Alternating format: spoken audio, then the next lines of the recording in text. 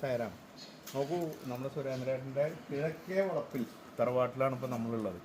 ആ പഴയ കാലത്ത് ഏതാണ്ടൊരു 100-150 വർഷം പഴക്കമുള്ള വീടാണത്. നോക്കൂ, അപ്പോൾ ബ്രിട്ടീഷുകാരുടെയൊക്കെ കാലത്ത് തന്നെയുള്ള ഒരു വീടാണെന്ന് അർത്ഥം. ഏറ്റവും പഴയ തറവാട്. ആ തറവാടിൻ്റെ പൂമുഖമാണ് കാണുന്നത്. ആ വന്നു കഴിഞ്ഞാൽ ആൾക്കാർക്ക് ഇരിക്കാനും സംസാരിക്കാനുള്ള പൂമുഖം. ഇതിൻ്റെ പൂമുഖമെന്ന് പറഞ്ഞു കഴിഞ്ഞാൽ ഇപ്പോൾ ഉള്ളതൊന്നുമല്ല, അന്ന് കാലത്തുള്ള മരം തന്നെയാണ്. അതിൻ്റെ പണികൾ കണ്ടാൽ അറിയാം. ഉണ്ട്, ഈ പണികളുടെ പ്രത്യേകത ഉണ്ട്. ഇതിലൊക്കെ ഡിസൈൻ ചെയ്തിട്ടുണ്ട് മുഴുവൻ.